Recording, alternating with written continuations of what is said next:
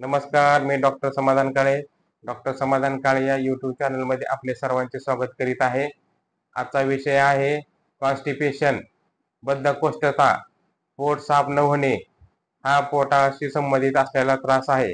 हा त्रास बऱ्यांना जाणवतो, कारण की हल्ली राहणीमान, खाणे-पिणे सगळं बदललेलं आहे. त्यामुळे हा बऱ्याच जणांना लहानापासून पूर्ण वृद्ध माणसापर्यंत हा त्रास जाणवतो. तर हा पचन मार्गातली सर्वात मोठी समस्या आहे. तर मल विसर्जन करताना त्रास होणे वा वेळोवेळी मल विसर्जन न होणे, झाले तर पूर्ण झाल्यासारखं न वाटणे, ह्याला बद्धकोष्ठता असे म्हणतात. अनेकांना अनेक रोगांचे मूळ बद्धकोष्ठता आहे. तर जर आपले पोट साफ नाही झालं तर आतड्यामध्ये अन्न तसेच पडून राहते आणि त्याच्यावर सडलं जातं आणि त्याच्यावर वेगवेगळ्या प्रकारचे गॅसेस तयार होतात, टॉक्सिक तयार होते आणि ते आपल्या रक्तामध्ये मिसळून शरीरातल्या वेगवेगळ्या अवयवाकडे जाते आणि तिथले व्याधी, तिथला आजार, रोग तयार केला होतो आणि त्यामुळे अनेक समस्या निर्माण होतात. केवळ या पोट साफ नसणे ह्या कारणामुळे एवढ्या मोठ्या घटना, एवढ्या मोठ्या शरीरामध्ये बदल होत शकतात. तर ह्याच्यामुळे काय होतं, तर शरीरात ते आतड्यावर सूज येते, त्यानंतर संधिवातासारख्या समस्या जाणवतात.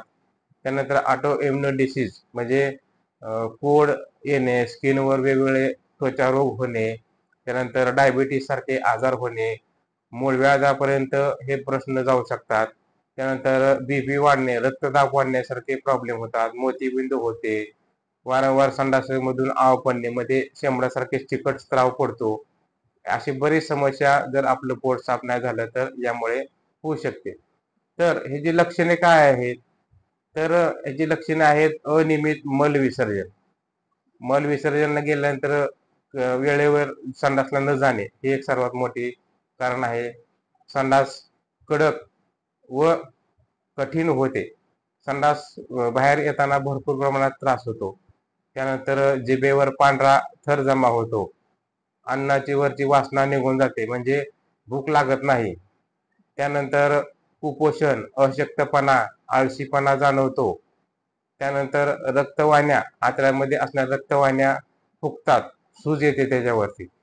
कंबर दुखण्याचा त्रास, नंतर पोटदुखीचा त्रास जाणवतो, पोटामध्ये गॅसेस होतात, नंतर तोंडाला पाणी सुटणे, पित्ताचा त्रास वाढणे, छातीमध्ये जळजळ करणे, चिडचिडापण, त्यानंतर डोकेदुखीचा त्रास होतो, चक्कर आल्यासारखं वाटते, मन सुन्न होते, आळशीपणा वाढल्यामुळे काही काम करू वाटत नाही, चेहऱ्यावर मुरूम, पुटकुळ्या येतात, वेगवेगळ्या प्रकारचे त्वचारोग होतात, त्यानंतर डोळ्याखाली काळे वर्तुळे तयार होतात, चेहरा काळवंडला जातो, चेहऱ्यावर वांग येऊ शकतो. अशी बरीच कारणे जर आपलं पोट साफ नाही झालं तर एवढी कारणे आहेत. आणि भरपूर कारणे आहेत, पण तुम्हाला जे आपल्याला रेग्युलर जास्त होतात, समोर जास्त लगेच इन्फेक्शन दिसलं जातं, ही कारणे आहेत. त्यानंतर मूळ कारण जर म्हणलं तर अयोग्य आहार आहे. त्यानंतर जर चुकीचा आहार घेतला, म्हणजे विरुद्ध आहार जर घेतला तर त्याच्यामुळे सुद्धा आपल्याला पोट साफ होत नाही. त्यानंतर जर आहारामध्ये फायबरची कमतरता असली तर फायबर काय करतं, तर आतड्यामधील मल एकत्र आणतं आणि ते बाहेर पडण्यासाठी मदत करतं. जर आपल्या आहारामध्ये फायबर जर नसेल तर आपल्याला जे खाल्लेलं अन्न आहे ते आतड्याला तसंच चिकटून राहणार आणि ते बाहेर पडण्यासाठी भरपूर प्रमाणात शरीराला त्रास सहन करावा लागतो आणि त्यामुळे आपल्याला बद्धकोष्ठतेचा प्रॉब्लेम होऊ शकतो. त्यामुळे आपण आहारामध्ये फायबरयुक्त आहार घेणं गरजेचं असतं.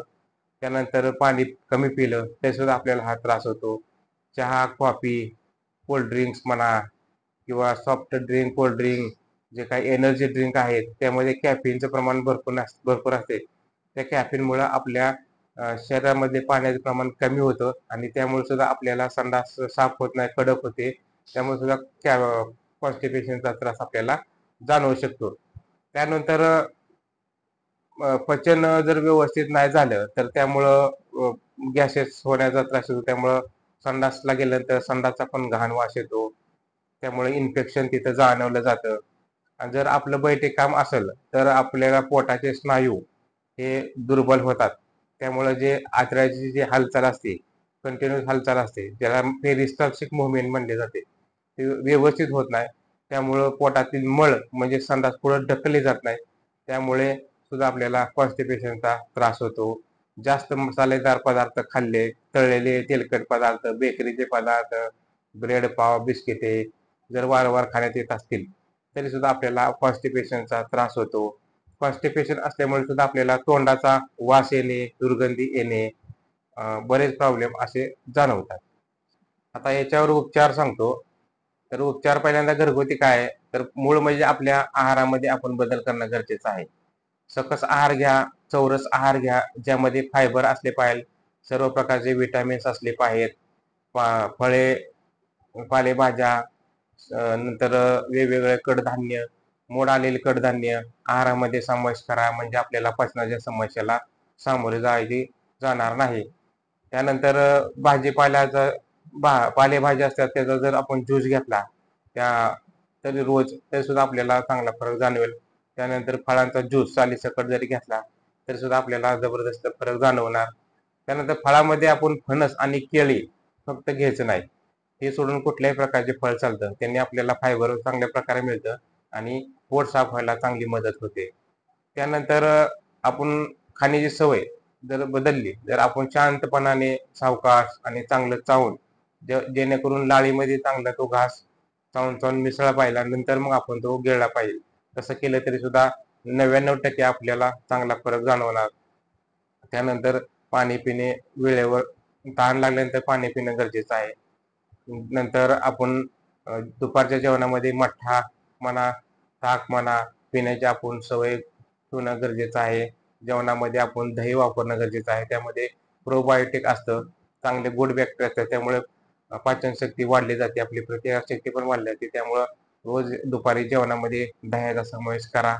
त्यानंतर जर आपण बेलाचे फळ माहिती आहे तर बेलाच्या फळाचा ज्यूस जर रोज 1 ग्लास जेवणापूर्वी 1 तास जर घेतला तरी सुद्धा आपला कितीही जुनाट असू द्या, कॉन्स्टिपेशनचा त्रास, बद्धकोष्ठाचा त्रास असू द्या जुना, तो पूर्ण मळ आणि त्यातलं जेवढे इन्फेक्शन आहे ते सगळं 2 महिने जर आपण घेतला तर सगळं बाहेर काढून टाकते. त्यानंतर जेवणानंतर जर आपण सफरचंद किंवा पेरू खाण्याची सवय जर असेल तरी सुद्धा आपल्याला कॉन्स्टिपेशनचा त्रास जाणवणार नाही. त्यानंतर जर द्राक्ष सीझनमध्ये द्राक्ष खाणे गरजेचं आहे, ते बी प्रमाणात खाणे गरजेचं आहे, भरपूर प्रमाणात खायचं नाही.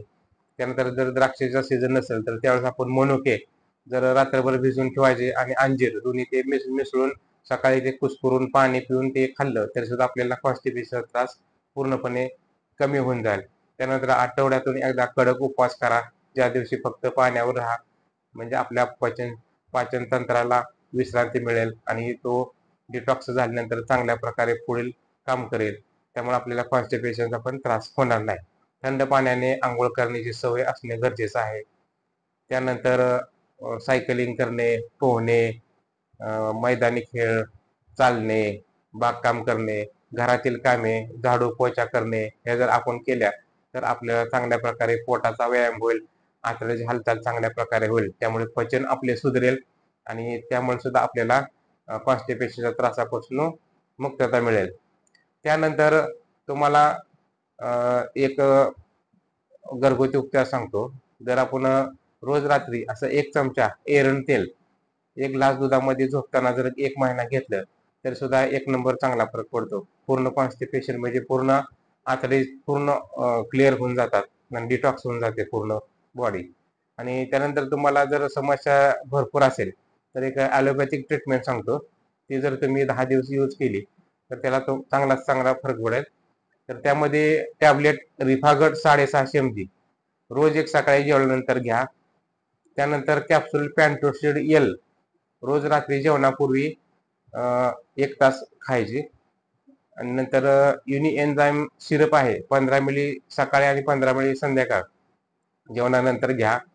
त्यानंतर एक वायबॅक्टर DS म्हणून एक गोळी आहे, रोज दुपारी जेवणानंतर घ्या, प्रोबायोटिक आहे, ते खाणं 1 नंबर असतं. त्यानंतर जंताची गोळी घ्या, ABZ टॅबलेट, ती रोज 1 गोळी अशी 3 दिवस असं 6 महिन्यातून एकदा ती घेतली तरी चांगलं आहे. त्यानंतर एक पावडर सांगतो, फ्रिगो पावडर म्हणून मिळते. तर फ्रिगो पावडर 2 चमचे 1 ग्लास पाण्यामध्ये मिक्स करायची आणि ती प्यायची आणि त्यानंतर अजून 1 ग्लासभर पाणी प्यायचं. असे केल्यामुळे तुमचे पोट चांगले साफ होईल, कॉन्स्टिपेशनचा त्रास पूर्णतः तुमचा निघून जाईल आणि पाचन शक्ती वाढेल, प्रतिकारशक्ती वाढेल. तर हा उपचार करा.